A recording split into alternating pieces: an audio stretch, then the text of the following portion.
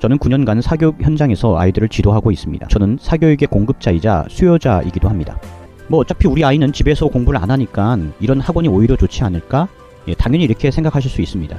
이것이 바로 과목 이기주의에 빠진 나쁜 학원을 선택한 것에 따른 결과입니다. 갑질 습관이 몸에 밴 학원들입니다. 이런 학원들의 갑질 본능은 학생들을 대할 때도 잘 드러납니다. 이러한 갑질 학원들은 학원에 들어가기 전에 상담을 통해 어렵지 않게 구별해낼 수 있습니다. 갑질 학원의 그 갑질을 실력에서 오는 자신감이나 카리스마로 잘못 해석하지 마시고 상위권 전문을 모토로 하는 상급지의 학원들이 이러한 행태를 보입니다. 학원이 무슨 클럽도 아니고 소위 물관리를 하는 것입니다. 어려운 용어를 써가며 어렵게 설명을 합니다. 저한테 와서 이런 얘기를 할 정도면 이 학생이 얼마나 자존감이 상했겠습니까? 그러나 여러분의 자녀가 중학생이라면 얘기가 달라집니다. 2, 3주면 끝낼 수 있는 학습량을 학원에서 5, 6주 이상 가르친다면 이것이 바로 비효율이고, 이런 학원일수록 거의 1년 내내 학생들을 모집하는 광고를 하는 경우가 많다는 점입니다. 학원 선생님이 자주 바뀐다는 것은 무엇을 의미할까요? 빈 수레가 요란한 법입니다. 이렇듯 상식의 범위를 뛰어넘는 성과를 약속하는 학원들은 주의하셔야 합니다. 대치동 목동 골목의 보습학원에서 한 달 강사 생활을 해도 대치동 목동 출신 강사라는 이력을 달 수 있습니다. 귀찮고 시간이 걸리더라도 학원에서 자체적으로 제작할 수 있어야 합니다. 학원의 기본 역량과 학생들을 대하는 성실성의 문제이기 때문입니다. 이 영상은 자녀들의 학원 선택으로 고민하시는 학부모님들의 시행착오를 조금이나마 줄이기 위해 만들었습니다. 저는 9년간 사교육 현장에서 아이들을 지도하고 있습니다. 아울러 중고등학교에 다니는 두 아이를 둔 학부모이기도 합니다. 이렇듯 저는 사교육의 공급자이자 수요자이기도 합니다. 또한 제가 지도했던 수많은 학생과의 대화를 통해 그들이 직접 경험한 여러 학원들의 다양한 모습과 특징 등에 대해서 잘 파악할 수 있게 되었습니다. 이처럼 사교육의 담당자이자 관찰자로 제가 느끼고 깨달은 점을 바탕으로 꼭 걸러내야 할 나쁜 학원들을 어떻게 분별해야 되는지 군더더기 없이 돌려 말하지 않고 가장 솔직하게 말씀드려 보도록 하겠습니다. 그런데 왜 하필 좋은 학원 기준이 아니라 나쁜 학원의 기준을 말씀드리는 걸까요? 그것은 우리나라 사교육 현장의 특징 때문입니다. 한번 주변을 둘러보시기를 바랍니다. 아마 내가 살고 있는 아파트 상가에서 학원 이름을 단 간판 2-3개 정도는 어렵지 않게 발견하게 되실 것입니다. 학원을 설립하는 것은 특별한 자격증이나 라이선스가 필요하지 않습니다. 교육청의 허가를 받는 것도 그렇게 어렵지 않습니다. 그만큼 우리 주변에 학원은 흔하게 존재합니다. 이렇듯 우리가 선택할 수 있는 가짓수가 많다는 것은 우리를 선택장애에 빠지게 만듭니다. 선택할 수 있는 것들이 너무 많아서 오히려 선택을 못하고 망설이게 됩니다. 이런 선택장애의 상황에서 최소한 잘못된 선택만은 피하는 방법은 바로 나름의 컷오프 기준을 만들어서 나쁜 선택지들을 먼저 걸러내는 것입니다. 여러분들께서 학원 선택을 위한 컷오프 기준을 정하시는데 이 영상이 조금이나마 도움이 되기를 바랍니다.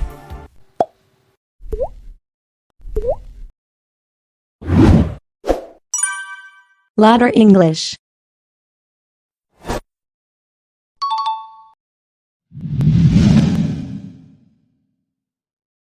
꼭 피하여야 할 나쁜 학원의 특징 중 가장 첫 번째는 과목 이기주의에 빠진 학원들입니다.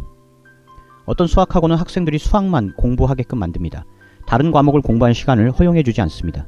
이런 학원들은 학생에게 필요한 적절한 수준의 과제량을 훨씬 초과하여 과도할 정도로 많은 과제를 부여하고 심지어 이러한 점을 자랑합니다.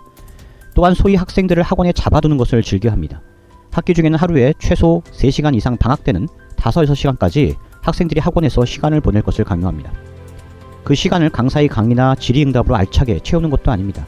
시간 대부분은 학생 스스로 문제를 푸는 자습 시간으로 채웁니다. 즉 많은 과제를 부여하고 그 과제를 수행하기 위해 학원에서 긴 시간 동안 자습을 해야 하는 순환 구조를 만듭니다. 어차피 우리 아이는 집에서 공부를 안 하니까 이런 학원이 오히려 좋지 않을까? 당연히 이렇게 생각하실 수 있습니다. 또 이런 생각이 아주 틀린 것도 아닙니다.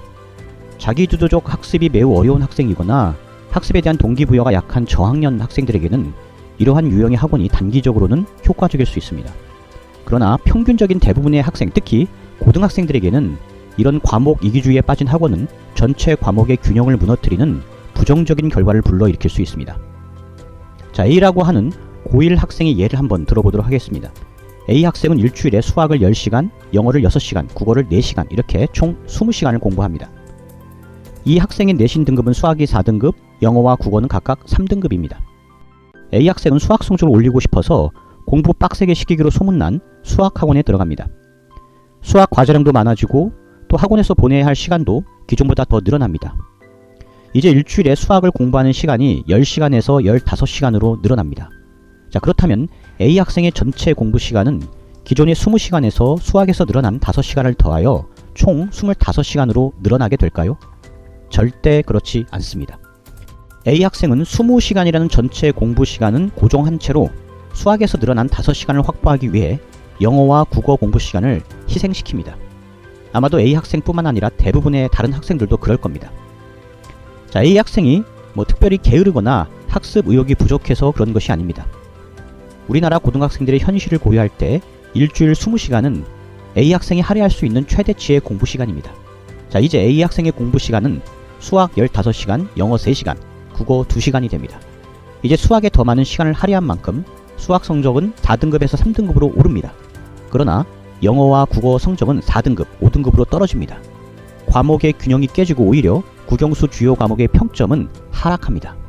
자, 이것이 바로 과목 이기주의에 빠진 나쁜 학원을 선택한 것에 따른 결과입니다.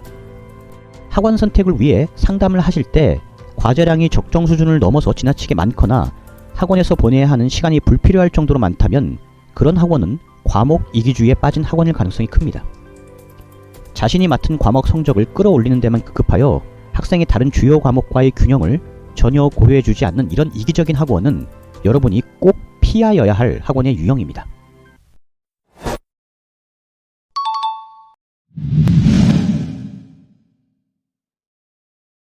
학생 개인의 절박한 상황을 고려해주지 않고 어떠한 타협이나 조정도 없이 무조건 학원의 일정과 커리큘럼에 맞추기를 강요하는 학원이 있습니다. 학원 시간도 자주 바꾸고 방학 때는 특강이다 뭐다 하면서 학생들 각각의 일정을 학원에 맞추기를 강요하는 학원들입니다.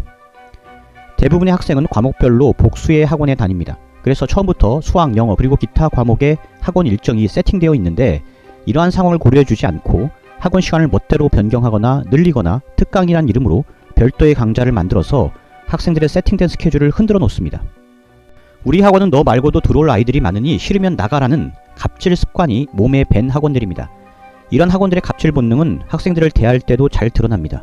학생들의 개인 특성을 잘 파악하고 학생별로 처한 상황의 특수성을 이해하고 대안을 제시하면서 진정성 있게 대하기보다는 학생들을 언제든 대체할 수 있는 소모품으로 대합니다. 학생들의 정서적인 반응 등은 무시하고 과격한 언어, 협박성의 말로 학생들의 마음에 상처를 줍니다. 그리고 나서는 그런 것이 아이들을 휘어잡는 카리스마라고 착각하며 우쭐댑니다. 이러한 갑질 학원들은 학원에 들어가기 전에 상담을 통해 어렵지 않게 구별해낼 수 있습니다. 일단 상담할 때 학생들의 이야기를 듣기보다는 학원의 이야기만을 늘어놓습니다. 학생들이 처한 상황을 듣고 귀 기울이기보다는 학원 자랑과 마케팅 포인트만을 늘어놓습니다. 상담 태도도 고압적이고 또 말끝마다 우리 학원에서는 뭐뭐 해야만 한다 이런 식으로 강요하는 투로 말합니다. 이런 고압적인 학원들은 그러한 갑질 태도들이 마치 자신들의 대단한 성과에서 비롯된 강한 자신감에서 나오는 것인 양 행동합니다. 물론 아주 드문 경우에 정말 그럴 수도 있습니다. 그러나 대부분은 진정한 자신감보다는 그냥 갑질하는 태도가 몸에 배어있기 때문입니다. 학원과 학부모 학생과의 관계를 기싸움 정도로 생각하고 있기 때문입니다.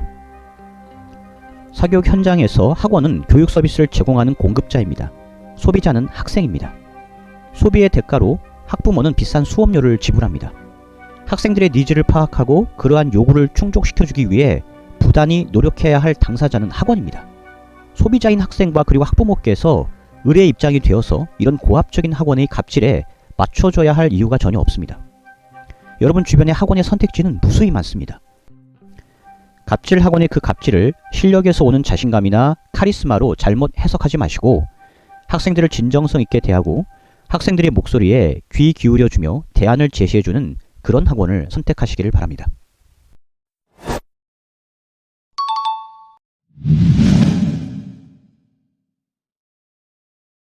학원에 들어가기 전 상담을 할 때 레벨 테스트를 통과 의뢰처럼 치르는 학원들이 있습니다.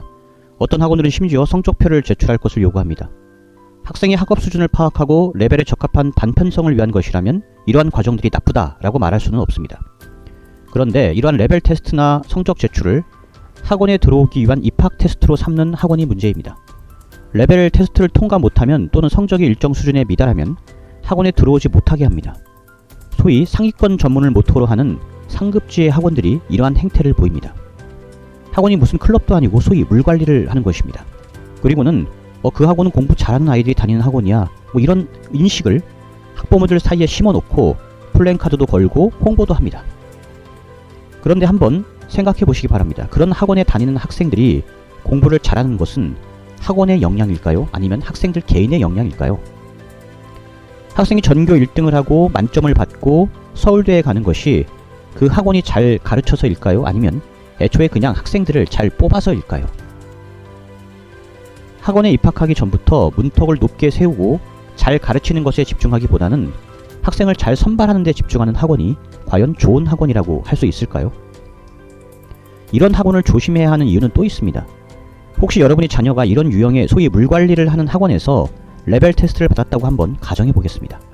테스트 결과 성적은 좀 부족하지만 그래도 한번 학원에 들어올 기회를 주겠다고 통보받는다면 여러분은 어떻게 하시겠습니까?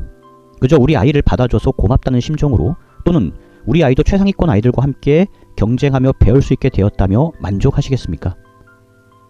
제가 말씀드리고 싶은 것은 여러분이 원하는 바가 자녀분이 좋은 학원에 들어가는 것이 아니라 좋은 대학에 들어가는 것이라면 이러한 유형의 학원은 피하시는 것이 맞다는 것입니다. 상위권에 포커스를 두는 학원들은 1, 2등급을 변별하는 킬러 문제에 주로 집중합니다. 하지만 학교 내신이든 수능 모의고사든 대부분 시험에서 킬러 문제는 10% 내외입니다. 대개는 충실히 공부했다면 풀 수 있는 기본 문제를 60% 정도 출제하고 나머지 30% 정도는 난이도가 높은 심화 문제를, 그리고 10%만 상위권 변별력을 위한 킬러 문제로 출제를 합니다.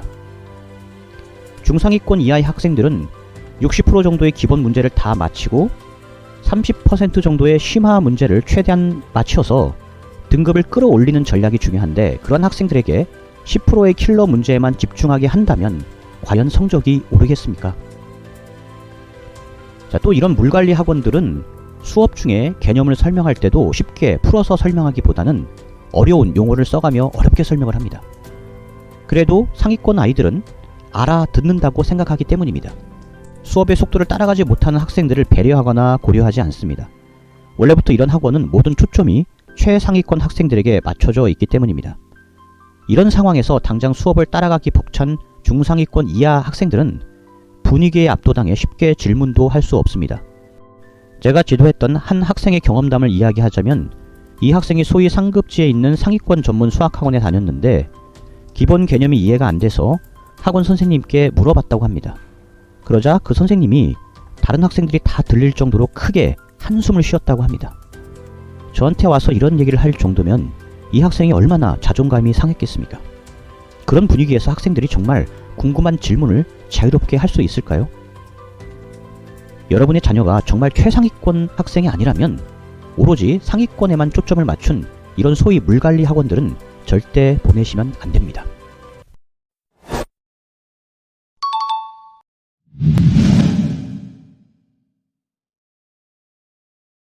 단기 성과에만 급급한 학원들이 있습니다.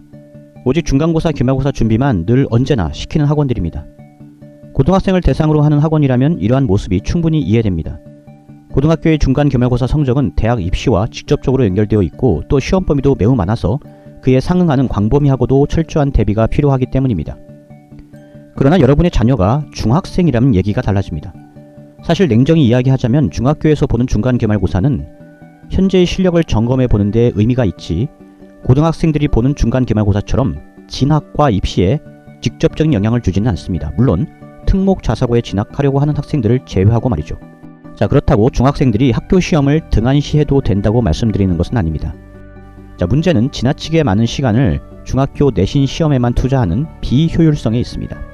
제가 가르치는 영어 과목을 예로 들면 보통 중학교 중간 기말고사의 시험 범위는 교과서 2개의 단원 정도입니다.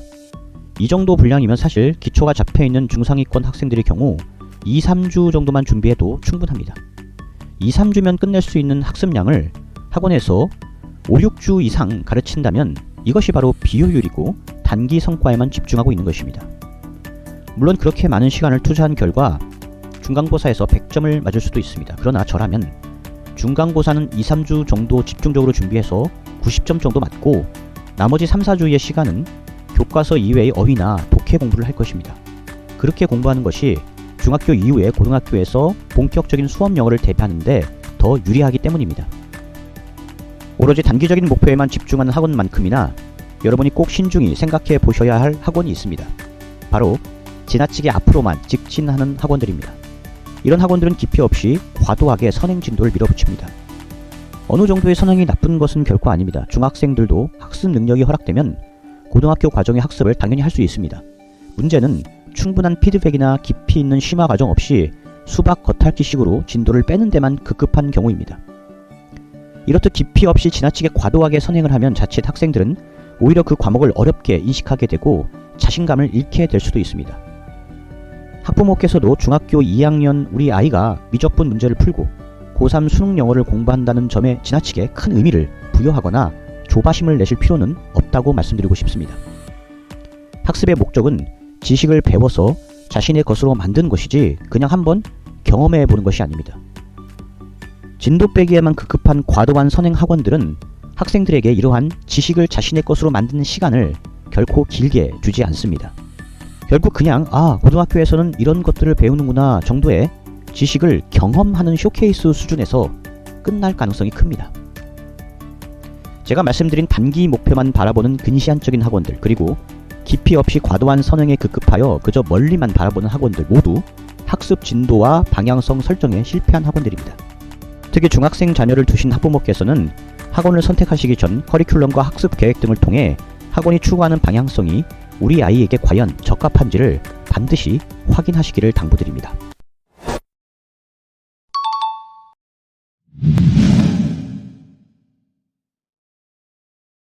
학생들이 지나치게 자주 바뀌는 학원들이 있습니다. 한 교실의 수강생도 들쑥날쑥하고 단체로 아이들이 빠져나갔다가 또 금방 충원되는 학원들입니다. 단골 손님이 많은 음식점이 맛집일 가능성이 큰 것처럼 장기간 다니는 학생들을 많이 보유한 학원이 수시로 학생들이 교체되는 학원보다는 좀 더 괜찮은 학원일 가능성이 큽니다. 학생들이 자주 바뀌는 학원의 특징 중 하나는 이런 학원일수록 거의 1년 내내 학생들을 모집하는 광고를 하는 경우가 많다는 점입니다.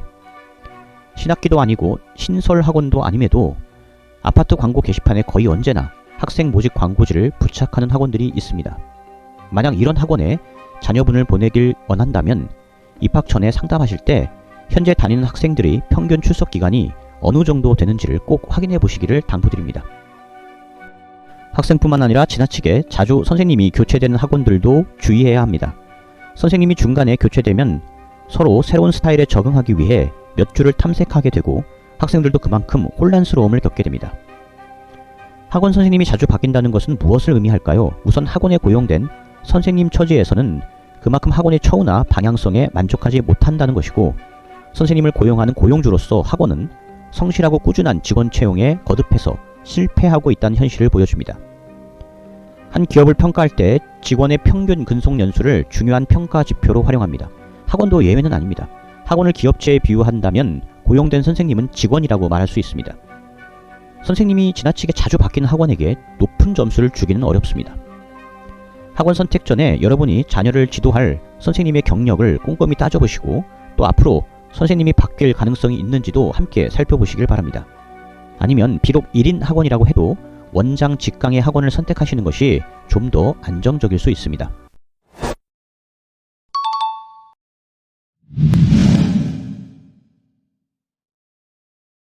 얼마 전 제가 살고 있는 아파트 광고 게시판에 부착된 한 영어학원 광고에서 영어 공부 절대 오래 하지 마세요 라고 적혀있는 문구를 보았습니다. 자세히 읽어보진 않았지만 아마도 속성으로 영어를 끝낼 수 있다는 점을 강조하는 광고인 듯합니다. 영어는 그렇게 속성으로 한 번에 끝낼 수 있는 과목이 결코 아니라는 것은 아마도 누구나 인정하실 것입니다. 빈 수레가 요란한 법입니다.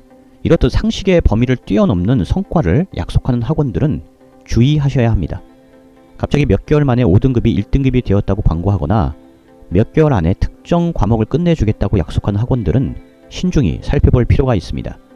일단 그런 학원들이 내세우는 성공 사례들이 정말 그런지 정확히 검증하는 것이 현실적으로 쉽지 않습니다. 그리고 그런 성과들이 실제 일어났다고 해도 극히 일부 학생들이 특이한 사례를 일반화시킨 것이거나 혹은 앞에서 말씀드린 과목 이기주의에 따른 결과일 수도 있습니다.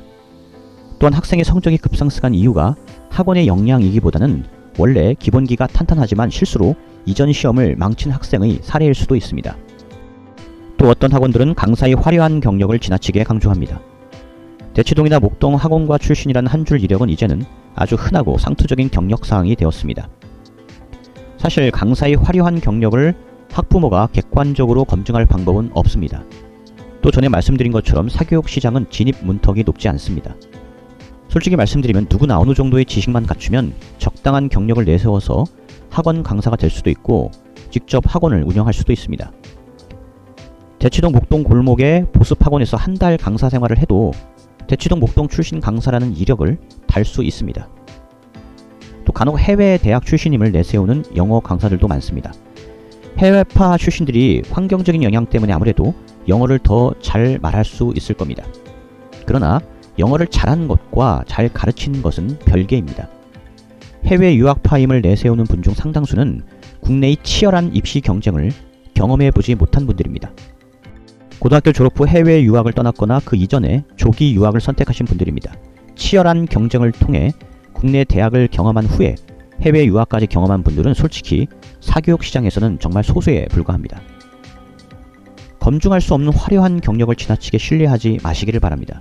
차라리 해당 강사가 얼마나 오랫동안 그 지역에서 활동해 왔는지를 살펴보는 것이 더 나을 수도 있습니다. 일정 기간 이상 특정 지역의 사교육 현장에서 활동하고 있다는 것은 그만큼 학생들의 신뢰를 받고 있다는 방증이 될 수 있기 때문입니다. 그것이 그나마 화려한 몇 줄의 경력보다는 조금 더 안전한 선택 기준이 될 것입니다.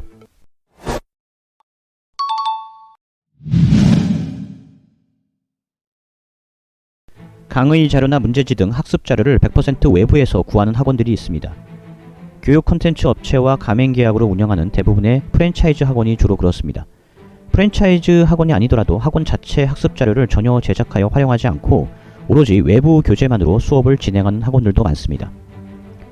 학원은 수학, 영어, 국어 등 수험 과목과 관련된 교과목을 가르치는 학원, 그리고 학생들에게 필요한 기본 소양을 가르치는 학원으로 나뉠 수 있습니다. 기본 소양을 가르치는 학원들, 예를 들어 논리력과 사고력을 개발하기 위한 독서논술 학원 등은 자체 제작한 학습 자료보다는 오히려 대형 프랜차이즈 교육업체에서 수많은 실험과 피드백 과정을 통해 만든 학습 자료가 더 효과적일 수 있습니다. 이런 학원들이 학습 자료를 전부 가맹된 프랜차이즈 업체의 콘텐츠로 채우는 것에는 전혀 문제가 없습니다. 그러나 교과목을 가르치는 학원에서 전적으로 외부 제작 교재에만 의존한다면 조금 문제가 달라집니다. 그렇다고 수학, 영어 등 교과목을 가르칠 때 외부 교재는 나쁘고 학원 자체 제작 자료만 좋다고 말씀드리는 것은 결코 아닙니다. 문제는 강의 자료에서 문제까지 학원 자체 제작 자료는 전혀 없이 전적으로 외부 교재의 커리큘럼에만 의존하는 학원들입니다. 대형 학원들을 제외하고 지역에 기반을 둔 학원들은 자신이 속해 있는 지역적 특성을 고려하지 않을 수 없습니다. 학원에 다니는 학생들의 소속 고등학교의 출제 성향 그리고 난이도를 충분히 분석하여 그에 따른 강의 자료와 예상 문제를 만들어야 합니다.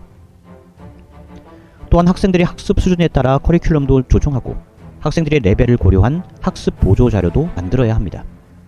학생과 그 학생이 소속되어 있는 학교에 따른 맞춤 교육이 필요하고 따라서 어느 정도의 학원 자체 제작 학습 자료는 필수적입니다. 그런데 이런 자료를 제작하는 것이 귀찮기도 하고 시간도 많이 소요됩니다. 그래서 학원은 외부 자료에 100% 의지하려는 유혹을 받게 됩니다. 학원이 모든 학습 자료를 자체 제작해야만 한다고 말씀드리는 것이 결코 아닙니다. 다만 외부 자료를 70% 정도 활용한다면 그래도 30% 정도는 최소한 강의를 위한 보조 자료나 학교별 변형 문제 정도는 귀찮고 시간이 걸리더라도 학원에서 자체적으로 제작할 수 있어야 합니다. 이것은 어떤 의미에서는 학원의 기본 역량과 학생들을 대하는 성실성의 문제이기 때문입니다. Ladder English. 지금까지 학생들을 망치는 꼭 피하여야 할 학원들의 특징에 대해서 말씀드렸습니다. 여러분들 보시기에 모두 까기일 수도 있고 또 이런 식으로 따지면 선택할 수 있는 학원이 없다고 생각하실 수도 있습니다. 맞는 말씀입니다. 제가 열거한 이런 컷오프 기준을 모두 피해갈 수 있는 학원은 흔치 않을 겁니다. 또한 제 생각이 개인적 경험에 기초한 지극히 주관적인 의견에 지나지 않을 수도 있습니다. 다만 제 영상에 조금이나마 동의하는 부분이 있으시다면 그 부분 한 조각만이라도 여러분의 소중한 자녀분들을 위한 학원 선택에 미약하나마 도움이 되었으면 하는 바람입니다. 끝으로 영상을 제작하면서 저 역시 사교육의 공급자로서 과연 제가 열거한 나쁜 학원들의 특징에서 온전히 자유로울 수 있을까 스스로를 돌아보는 계기가 되었음을 말씀드리며 다음번에 더 유익한 영상으로 찾아뵐 것을 약속드립니다. 감사합니다.